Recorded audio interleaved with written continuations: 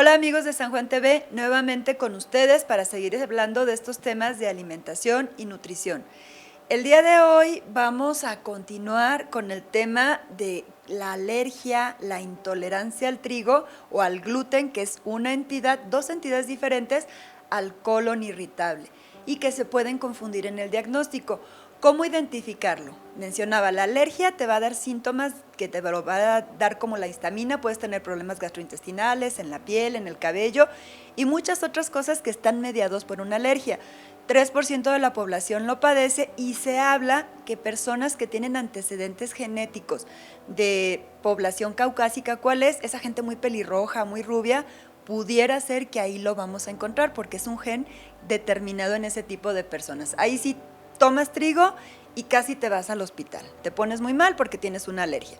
Cuando tienes la intolerancia, tienes como problemitas digestivos, a lo mejor te causa un poquito de acidez, el intestino se inflama, tienes gases, se habla de algunas personas que llegan a tener hasta diarrea, pero la diferencia con el colon irritable es que con el colon irritable hay más alimentos que te van a dar problema.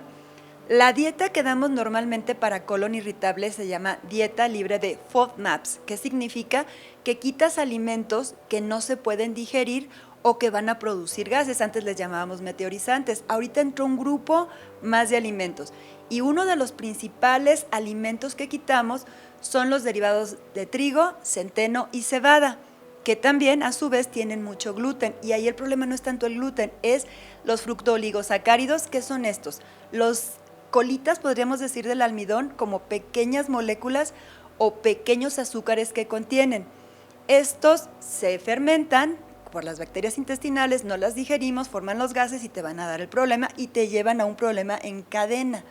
Hay algunos otros que quitamos en los FODMAPs, que sería, por ejemplo, la cebolla, el ajo y algunos endulzantes como el sorbitol, malitol y xilitol, que se utilizan en los productos dietéticos, que si ustedes observan, pues son cosas como muy diferentes. Si yo quito solo trigo y mejoro, significa que había problema con el trigo, pero si quito todos los FODMAPs, entonces puede ser que el problema esté con el intestino. Tenemos que revisar si el colon está teniendo problemas de inflamación. ¿Qué tendría que hacer?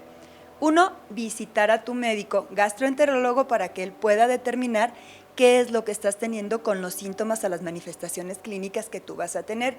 Y el otro, no abuses también de los productos gluten free, porque son productos realmente muy costosos que a veces utilizan algunos otros componentes, como por ejemplo el psyllium, que es el que conocemos como un laxante, se utiliza para formar esa película que forma el gluten y utilizas harina de arroz. El problema es que este es de los FODMAPs, entonces si tu problema no es con el gluten, vas a tener problemas de inflamación. Aquí tenemos que tener muchísimo cuidado. O, por ejemplo, personas que abusan mucho del consumo de la inulina. ¿Dónde está la inulina? En los nopales. Son personas que van a tener este tipo de inflamación y no es que tengan problemas con el gluten. El problema es con ese tipo de alimento. Entonces, cuando tú quieras tener un diagnóstico, tienes que acudir al médico adecuado y tienes que acudir también con el nutriólogo para que te dé una dieta adecuada, porque si no tienes carencias nutricionales.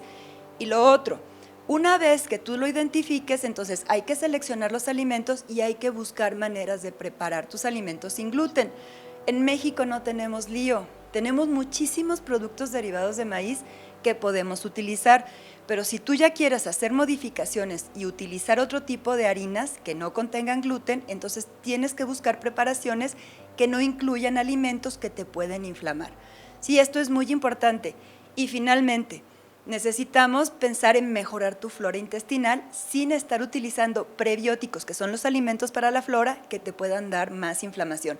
La clave es no abuses de las fibras y no te restrinjan tanto. El gluten no es tan malo si es que tú no tienes una alergia o si la intolerancia no está identificada.